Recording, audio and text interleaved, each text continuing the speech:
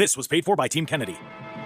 Kennedy, Kennedy, Kennedy, Kennedy, Kennedy, Kennedy, Kennedy, Kennedy, Kennedy, Kennedy. Hello and welcome to We the People Radio. I am your host, Jake Underwood, right here on Talk Radio 790 KABC, and we've got a lot to go over in this next hour. We're going to talk to Del Bigtree. There was an article that came out, and it wasn't very nice. We're going to ask Del about that. We're also going to catch up with Randy Economy, who's going to break down the way that things are going and explains why we started We the People. What is this show about? What is the political party that Robert F. Kennedy Jr. started that is called We the People?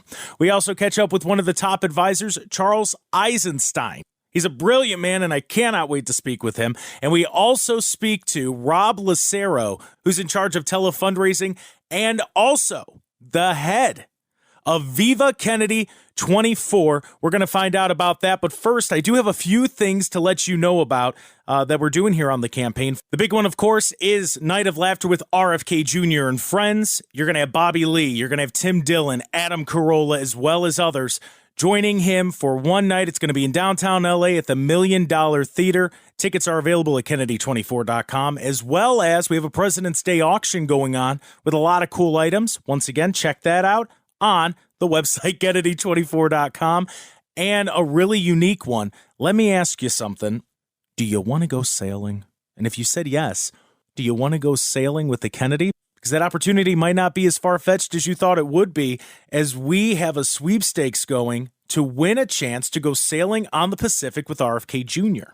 The prize winner and a guest of their choosing will receive round-trip airfare from a major U.S. city, 2 nights in a hotel, as well as an afternoon sailing with Mr. Kennedy with some photo opportunities. You can find out more about that on the website, Kennedy24.com. Now is when we get into the nitty-gritty of it. I want to bring on our next guest because, as I said in the opening, there's a little bit of an article, and it said some things about the campaign. Del, thanks for making the time to come on the show today. Hey, Jake. Thanks for having me. Looking forward to it. So, not to start it off on a negative note, but this past week, there were some shots taken, and they specifically went at you. So I want to give you a chance to respond to what the article said, what people are claiming, so we can kind of clear it up, and then we'll move on to the better things. Well, I mean, apparently there's somebody claiming, I guess, to have worked for the campaign, and then they released internal what they're saying are their resignation letters and things like that. So I don't know. I'm not a private investigator. I don't really care. And it's really kind of a nothing story. It's amazing. You know, the complaint, I guess, is that those of us that are sort of running the campaign are just running around partying, you know, and having a good old time and spending lots of money. But, you know, it's the type of story that makes me realize we must really be winning now if this is how desperate they are to put something in the news. I mean, if you think about it, this is really, you got to look at the setup, right? Just about a week after NBC has reported that now 34% of voters are saying they're considering, you know, voting for Robert Kennedy Jr.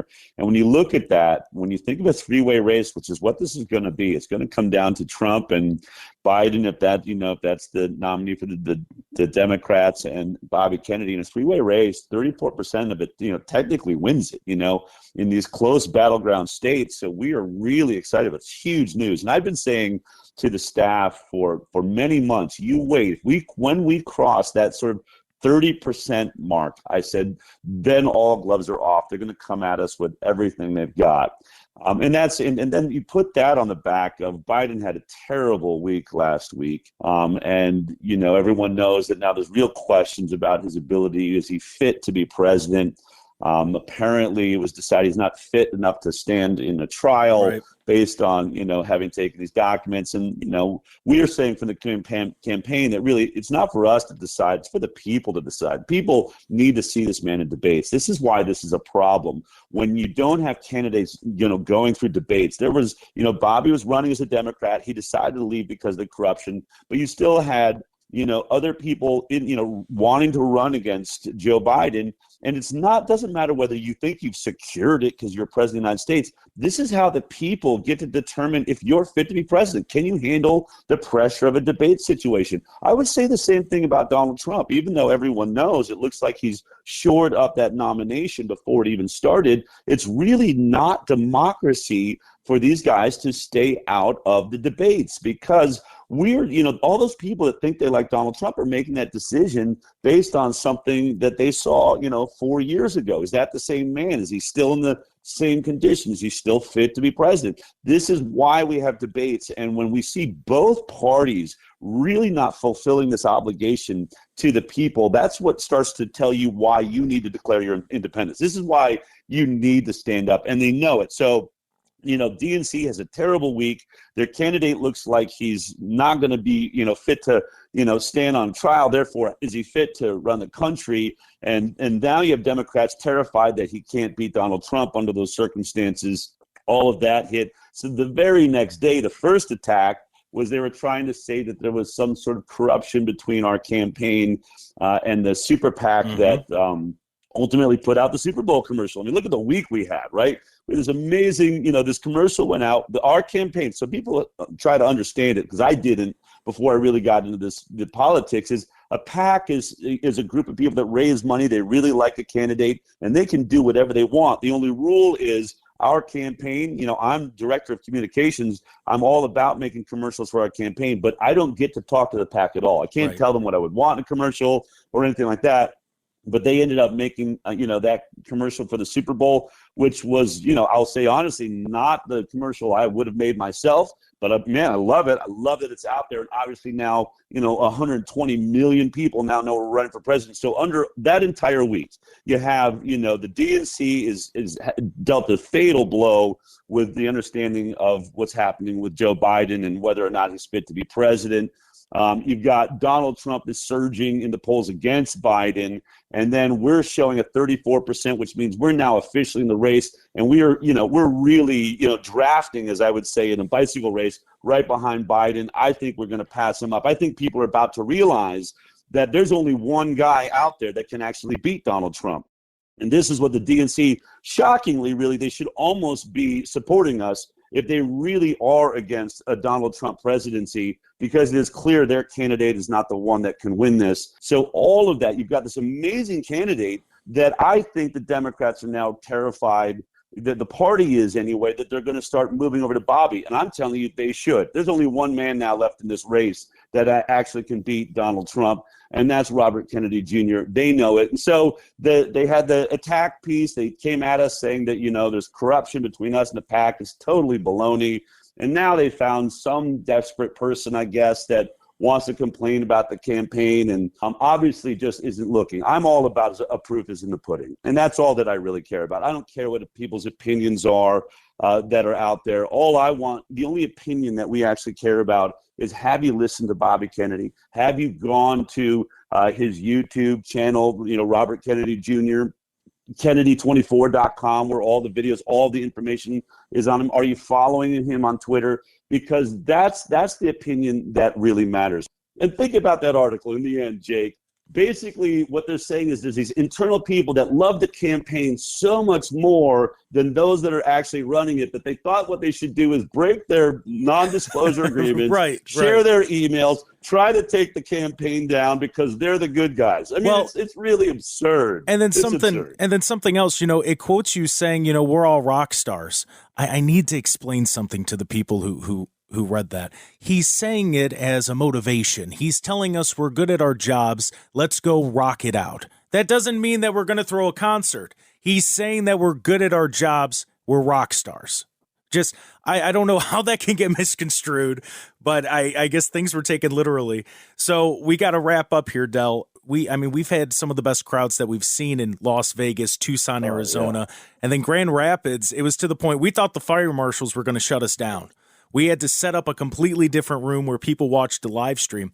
That message is starting to connect. Why do you think it is? Because we have the best candidate we will ever see in our lifetime. That's why. Because more and more people are calling their friends and saying, Oh my God, I just saw Robert Kennedy Jr. speak, and it was the most electrifying, powerful. People are saying I had tears in my eyes. Yeah. They feel the hope. They feel the sense of an intelligent form, a spiritual man taking that office. And lastly, I just want to say, Jake, there's going to be people that try to chop him down, try to chop this campaign down. But it's a little bit like when you're at the roller rink on a birthday party, and there's that one poor little kid that just can't seem to figure out the roller skating, keeps falling down, and eventually he gets so frustrated that all he does is sit in the middle of the roller rink and try to trip the other kids as they're skating by. That's where the Biden administration is at right now. It's really sad that they're sort of resorting to that. Well, what else can they do, right? They've made a bad choice. They're not allowing democracy to happen. They're not letting new blood get in that party. And so Robert Kennedy Jr. left, and he's now running a crusade. We are moving to change this nation, to break the two-party system and get America back to what our founding fathers dreamt for all of us. So it's exciting. Get out there, get on the Facebook, get on the Twitter, see where he's at. You got to see him at one of these rallies at a theater near you, because he is just spectacular. Del, thank you so much for the time today. You have an incredible day. All right, you too. Take care. Well, you heard it there from Communications Manager Del Bigtree. It is full steam ahead. You hear the message, and if you like the message, find out how to register for We the People by going to Kennedy24.com/CA-ballot, BALLOT. That's Kennedy24.com/CA-ballot, BALLOT. Still to come later in the show, we have Charles Eisenstein. We have Rob Lucero, who is the head of fundraising and in charge of Viva Kennedy 24. But when we return after this short break, we're going to catch up with Randy Economy. He is the senior advisor for ballot access here on the Kennedy campaign. That and more to come. You're listening to We the People on News Talk 790 KABC. The king and queen look out of their castle and they say, we're okay because everybody's fighting each other and nobody's coming over the wall for us. And, I want to lead you all over that wall, stop the rancor, and take back our country.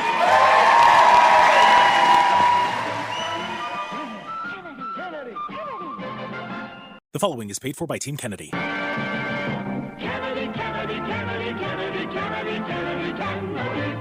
The Democratic Party and the Republican Party, neither of them are saying that they are offering a change. They're all saying, you better vote for my candidate because the other guy is scary and he's going to destroy the republic. And don't you think that Americans deserve something better than the lesser of two evils? Welcome back into Talk Radio 790 KABC. I am Jake Underwood.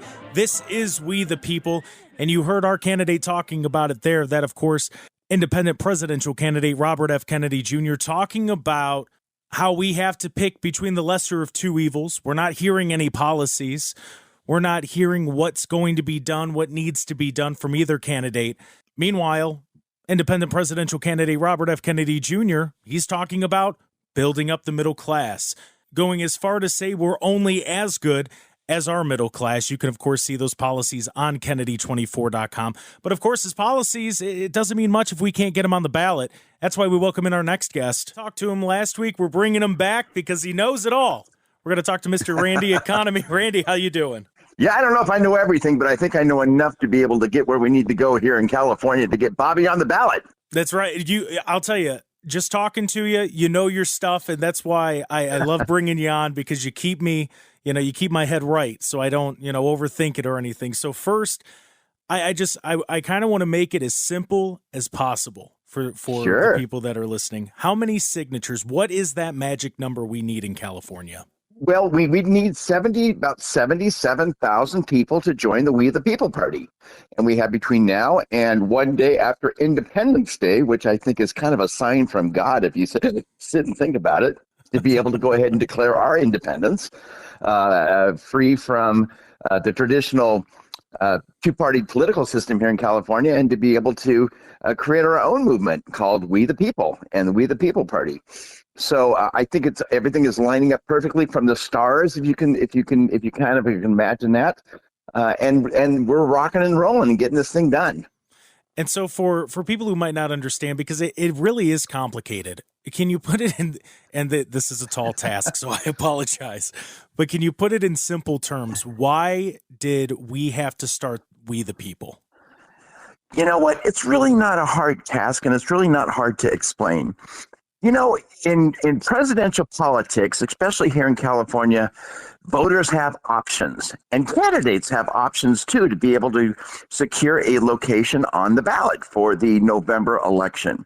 One of the things that we are allowed to do under California state election law is to have a political party created, and that party will take it upon themselves to do the heavy lifting to get 77,000 people to join their new party.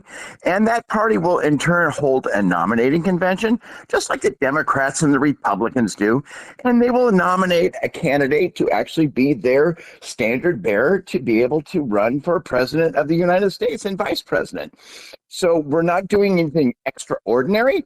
We're not doing anything out of the, that's not allowed under law. We're just trying to go ahead and make sure that every single voter in California who really supports Mr. Kennedy has that option to be able to go ahead and to create a new path forward and to be part of this exciting new dynamic political movement called the We the People Party. And we'll actually hear Robert F. Kennedy Jr. talk about that here in a little bit.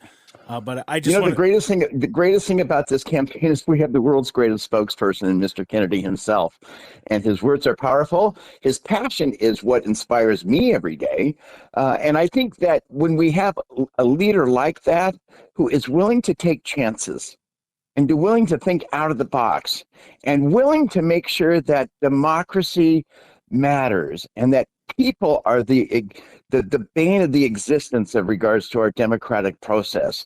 That's why Robert F. Kennedy Jr. is the kind of candidate that we need, not only today, but every election from this day forward. We can't break the two-party political hold in this country without doing the heavy lifting. So he's given us the opportunity. He's given us the vision. He's given us the inspiration to be able to kind of not only figure this out, but to get the job done. And the way we're going to get the job done and to get Mr. Kennedy on the ballot here in California is we have 77,000 great patriots and people from all walks of life to take that bold move to say, I'm done with the political party process as I know it, and I'm going to be part of this new thing called the We the People Party. And we're talking to Randy Economy. He is the senior advisor for ballot access on the Kennedy campaign.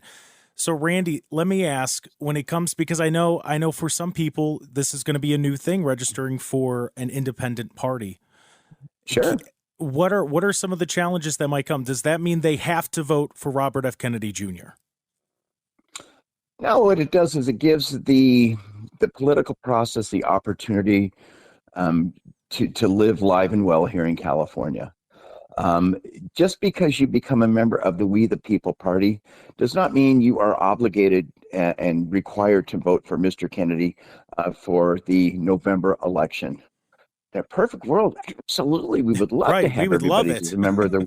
We would love it, and we really encourage people to be able to do that. But no, you're not obligated to do anything.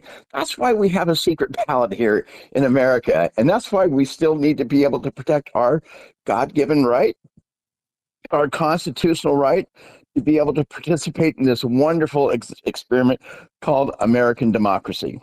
And Randy, before I let you go, is there anything you want to say to the people here in California? I want to say thank you to Mr. Kennedy himself. I want to say thank you to Amaryllis Kennedy, who is our campaign manager.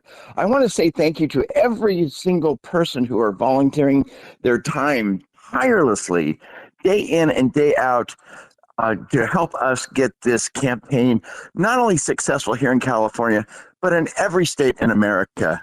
You know, we can't sit on the sidelines in 2024. We're not sitting on the sidelines in 2024.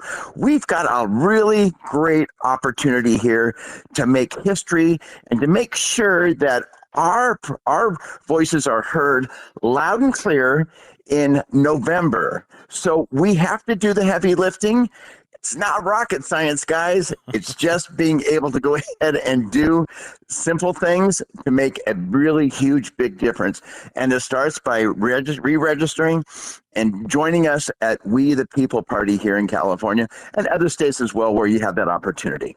And the best breakdown for that is if you go to kennedy24.com/CA-ballot. That's BALLOT. Randy, thank you so much for taking time out for us today. I hope you have an incredible day. I am, and thanks so much. Let's go, team. We want to thank Randy again for joining us here on We the People Radio, right here on KABC. Now, Randy did a great job explaining it, but earlier this week, independent presidential candidate Robert F. Kennedy Jr. actually released a video on social media where he broke everything down pretty well. Let's take a listen. As an independent candidate, my name doesn't automatically appear on the ballot no matter how many millions of people support me in the polls. Party officials wrote our current rules to protect the two-party system. They designed them to prevent independent candidates like me from offering voters an alternative to the failed leaders of the past. And they're especially draconian in states with the most electoral votes, states like California and Texas. This is a quagmire that I will help reform once I'm in office, but for now, my campaign has got to work within the rules and find a way to overcome each of the hurdles that they constructed to keep you from voting freely in November. In many states, the law provides for two methods of getting on the ballot. First, you can do it as an individual candidate, or second, as the nominee of a new party. Each path requires a different number of signatures depending on the state. In most states, it takes fewer signatures to put an individual candidate on the ballot, but in 6 states, the signature threshold is lower to put a new party on the ballot. California, for example, requires 219,000 signatures to put an individual on the ballot, but a new party wins ballot access with only 75,000 party registrations. That's still a big lift for most people, but we already have more than 70,000 supporters signed up in California. And I know we're going to blow their numbers out of the water. Now, you might be asking, is this a political party in the same way that the Democrats and Republicans are parties? Not even close. Our founders warned us that political parties would become breeding grounds for corruption and corporate cronyism. That's why I chose a name for my party that doesn't even include the word party. It's a name that encompasses all of us out there demanding our country back. I told the bureaucrats to call us We the People. These are the first 3 words in the United States Constitution, and they symbolize that our government draws its power from the citizens. This isn't a party, it's a movement, and it doesn't belong to Washington, it belongs to you. This movement will allow us to stand toe-to-toe with the establishment machine and remind the elite few that America is still governed by the powerful many. The corrupt two-party system has held back our progress. It's failed our families. It's put corporate corruption on steroids. If you want to bring back free choice in our elections, you can go to our website and find out how you can help put my name on the ballot. That, of course, is independent presidential candidate Robert F. Kennedy Jr., kind of giving the backstory on why we had to start We the People here in the state of California. And, of course, if you have any questions on what you heard in that video, you can visit our website, kennedy24.com/CA-ballot. That's BALLOT. Once again, that's kennedy24.com/CA-ballot, BALLOT. We're going to take a short break for news, but when we come back, we're going to talk to one of the top advisors to the candidate, Mr. Charles Eisenstein, when we return right here on News Talk 790 KABC. You're listening to We the People.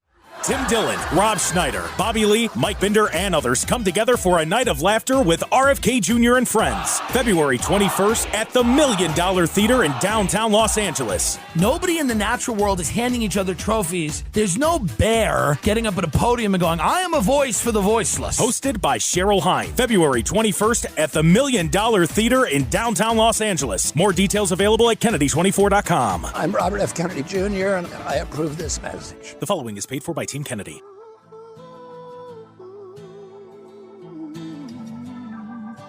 And everywhere we went, we were met by these huge crowds, similarly huge crowds that would spontaneously appear just because they loved our country. They didn't hate us for our freedoms. They loved us for our freedoms. And we betrayed those freedoms, and that turned the globe against us. And our kids now, for good reason, feel betrayed by our generation, betrayed by our country, and they've lost faith in our country. And my principal job as President of the United States is going to be restoring faith in this generation of kids so they can rebuild an America. They tore from us tomorrow's dreams. What I want to know. Welcome back to Talk Radio 790 KABC. This is We the People, and I am Jake Underwood. Before we talk to Charles Eisenstein, I want to thank the band that put that song together that we played coming back from the break. Their name is Saint Disruption. Look them up. They have a lot of good songs.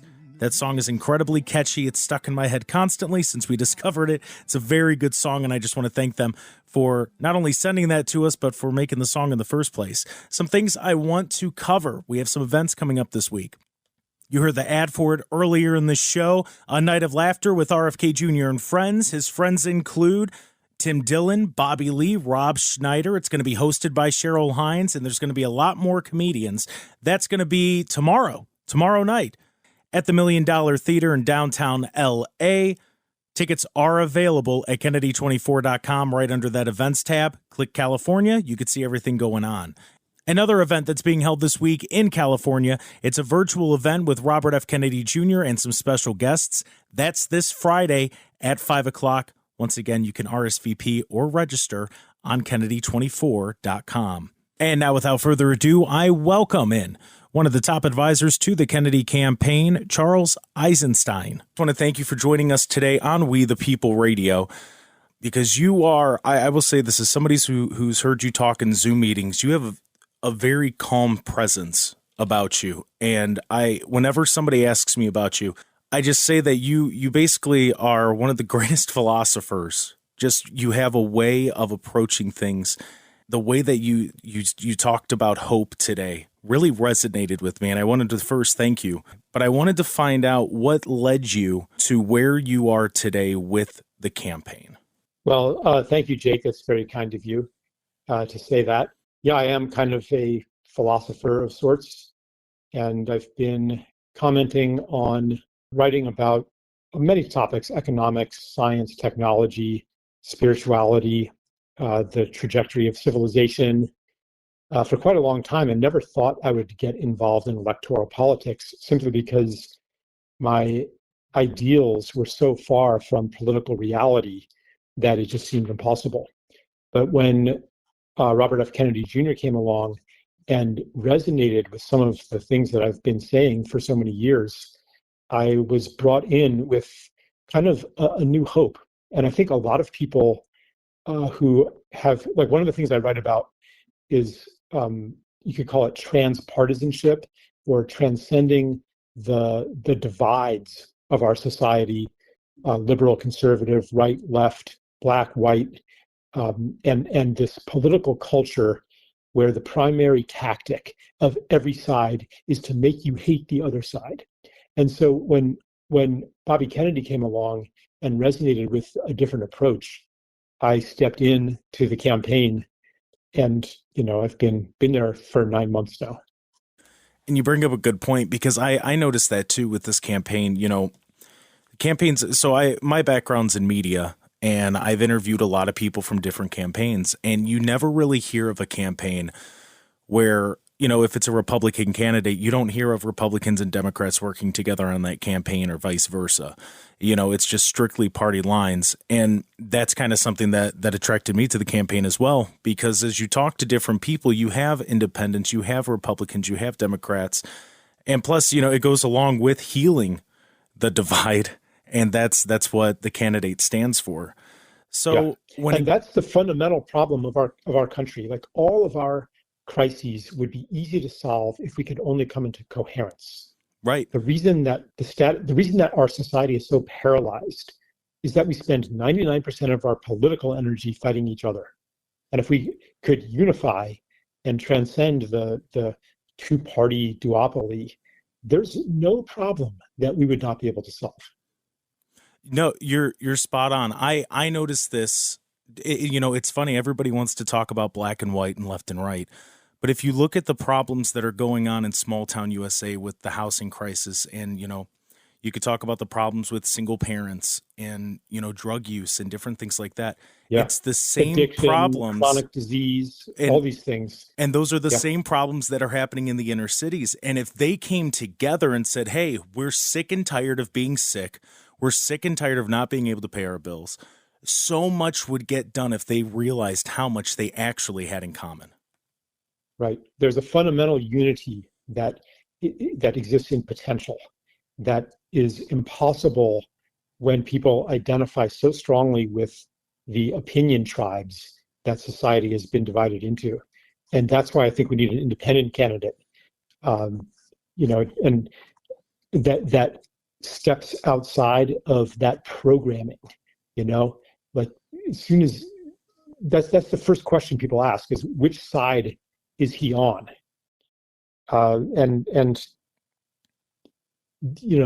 That's the question that paralyzes us.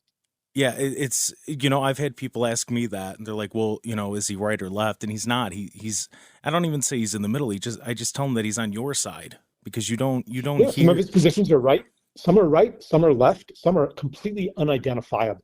And those are the most innovative. It's almost like he's completely balanced. And it's so weird to say that about a politician, but I guess you could say Mr. Kennedy's not really a politician. He's getting into politics, but it's almost like it was a common sense approach. He looked at it and said, all right, what needs to be done with this? So maybe the approach needs to come a little bit more from a Democrat side, and maybe the approach on the next topic needs to come from a Republican point of view. But he really is balanced. Maybe at another topic, it needs to come from a reservoir of ideas that don't belong to either party. Like, for example, when we talk about agriculture, regenerative agriculture, I don't hear any Democrats talking about that. I don't hear any Republicans talking about that. But we could transform our food system, our health, our soil, our environment by changing the way we farm. And that's just one example of some of the outside the box policy ideas that we've been developing on the campaign. And so, we're talking about the campaign. So, a lot comes with that title of advisor to Robert F. Kennedy Jr. Can you give a quick summary of what a day of work looks like for you? Oh, I mean, it's been changing over time. I was involved in speech writing early on. Now I was involved in Twitter. I've been doing all kinds of stuff, and also just kind of advising, helping him prepare for interviews. Sometimes, I'm kind of a utility infielder in a way, and just kind of there in the background. Sometimes I'm much more involved, sometimes much less involved, and sometimes my job is to confront him with objections to policies, and to challenge him. And one of the things I really appreciate about him is that he keeps me on, even when I have a sharp disagreement with him. He doesn't surround himself with yes men. He actually appreciates being challenged and having a diversity of views on his core team.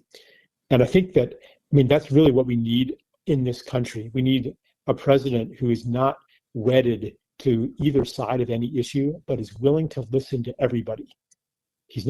Doesn't pitch his tent in one camp, but pitches it outside the camps.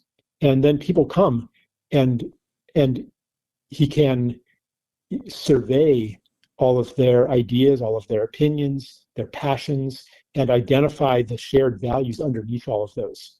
Because we're not really as different as we are made to be through the media and through politics. There's a broad moral unity in this country.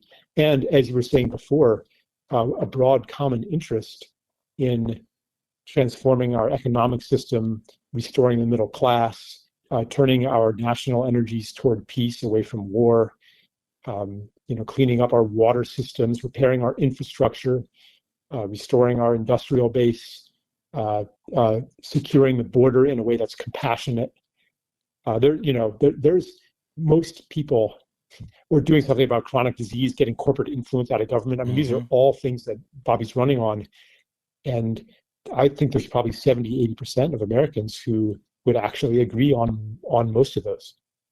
And so then our final question before we wrap up here, if you could tell anything to the voters of California to get Mr. Kennedy on the ballot, what should they know about Mr. Kennedy, and what can they expect to see in a 4-year or 8 years of a President Kennedy? Well, first, I would ask them to listen to him in his own words and not the way that he's portrayed in mainstream media. To trust your gut when you see somebody who is authentic and honest and kind and intelligent, to believe that impression, to believe that rather than what you're told about him.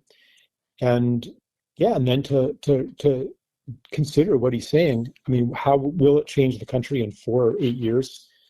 I mean, I don't have an hour to tell you, but I think the main thing that will change is to get corruption out of government, free the federal agencies from corporate capture, protect our civil liberties, and all the other things I just mentioned a couple minutes ago. All right, Charles, thank you so much. I can honestly say that I have just an overwhelming feeling of hope knowing that you are one of the advisors to the candidate, because I know that you are that voice that balances out. Thank you for taking the time with me today, talking to all of us here on We the People. When we come back for our final segment this week on We the People Radio, we'll speak to Rob Lucero. He's the director of telefundraising and the national chair for Viva Kennedy 24. That's when we come back right here on Talk Radio 790 KABC. You're listening to We the People. The following is paid for by Team Kennedy. I want to restore the moral authority of this country. And I'm going to do that by keeping our country out of wars.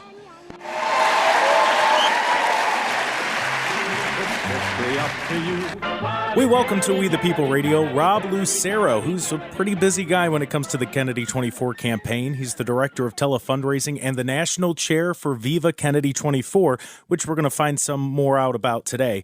Rob, thank you for making the time to join us today.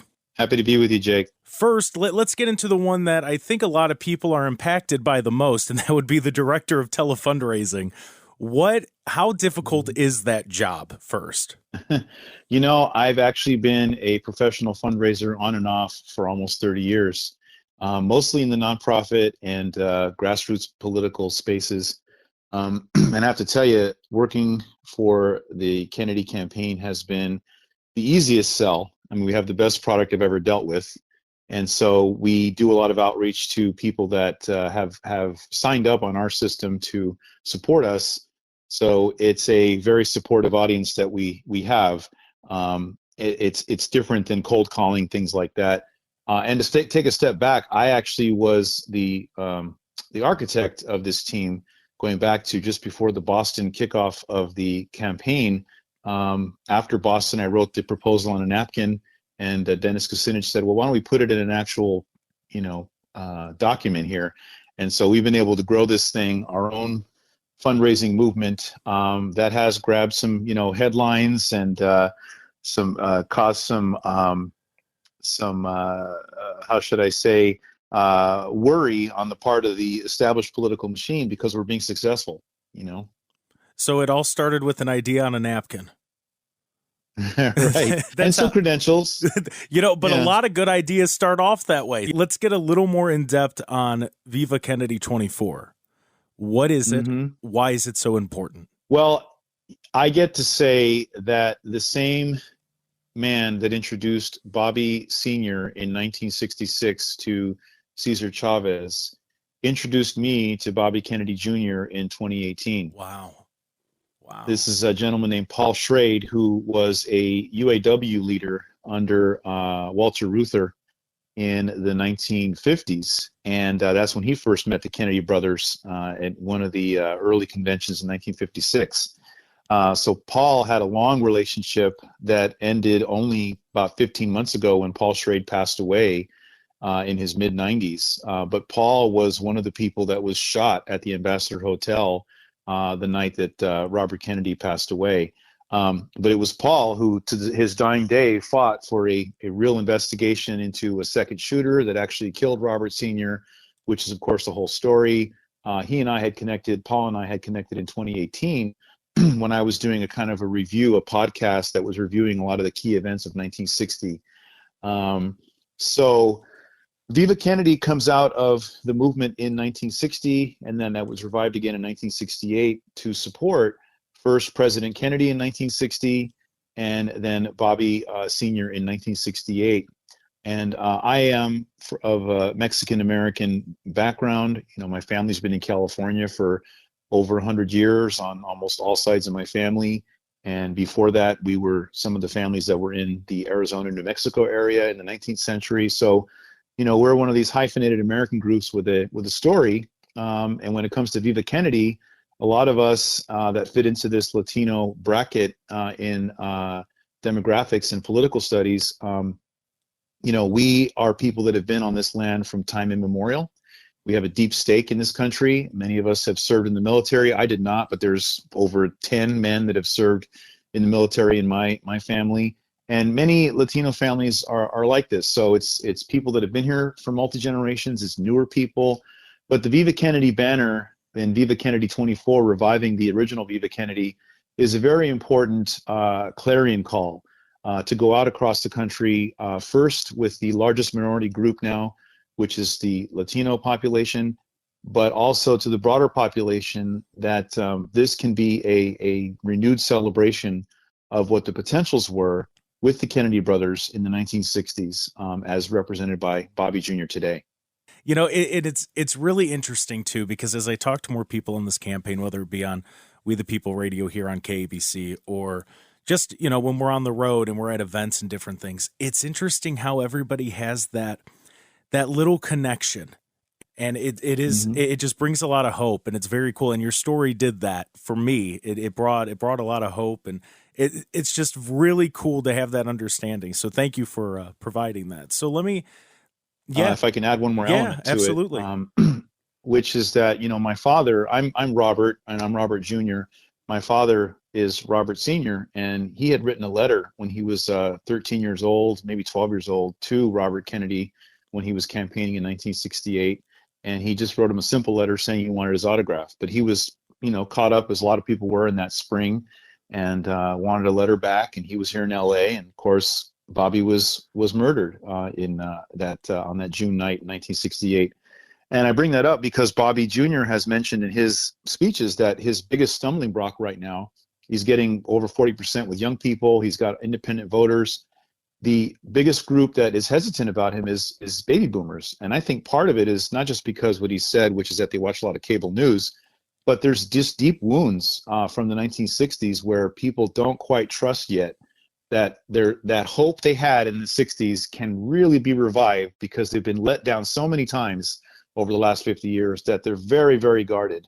And I hope that this Viva Kennedy call can help to earn that trust back and get people to listen to Bobby. So that's another hope that I have for this. Yeah, and something else going off, you know, the hope side of it, it seems like when the Kennedys, you know, whether it be John or Robert Sr., they used that hope, but they didn't use it to just get votes. They used it to inspire and actually figure out things. And I think since that time, hope has been used as a tagline as opposed to an action and how to build on things. Mm-hmm. So hearing you speak about that, it gives me a lot of hope. And true hope, you know, it's not just that fake hope that we felt in the past. It's actual true hope. And so I need to thank you for that, as I'm sure the listeners feel the same way. So let me ask you, because I like getting the background of everybody, what brought you, what was that moment for you when you heard that Mr. Kennedy was running that you went, I got to be a part of this? What was it for you? Wow. Yeah. You know, ironically, I hadn't really followed him too much because, like I mentioned with a lot of, you know, boomers, I didn't really see anything different from anybody in the political scene happening, including from him. But that was because I didn't really check. I had heard that he had gone off the deep end, right, on some issues, and I didn't follow up. In fact, even Paul Schrade had said that about him. He said, I love Bobby, but apparently he's gone off the deep end on some things. So I was more dealing directly with Paul. So I had my own version of blinders on. But I've actually been an independent voter for the most part since the early 90s. My first election was Ross Perot in 92. And I voted for him. And, a friend of mine at the time said to me, why are you throwing away your vote? And she was caught up in what I believe now was a bit of a false hope, the kid from Hope, Arkansas in 1992. Mm-hmm. So I've kind of had this strain of independence. And so when I heard he was running, that's all I needed to hear. I had never heard him speak actually until he started speaking in Boston in April of this year. And what struck me was I said, oh my gosh, I have stumbled across a true statesman in Bobby Kennedy Jr. And I have been 100% on board ever since that trip. And it's an honor to be entrusted with having the responsibility of building and maintaining his fundraising team with some great partners that I have on there that work above and below me on the team and side by side, right? We're all, working side by side on this. Yeah, I think well, last thing I'll say about it is that, again, when you read his writings or when you hear him in long form interviews, what I think disarms a lot of people is the fact that this guy has committed himself since his adolescence to figuring out the truth about things. Even if he's wrong about something, he'll listen and he might, he'll change his mind. But he is somebody who is really grounded in the details. And once you show him the truth about something, he's got it locked in. And then, Rob, the last thing I'll ask you, for the voters in California, why would it, because you're speaking to them right now, if you could tell them anything about getting Robert F. Kennedy Jr. on the ballot in California, what would it be?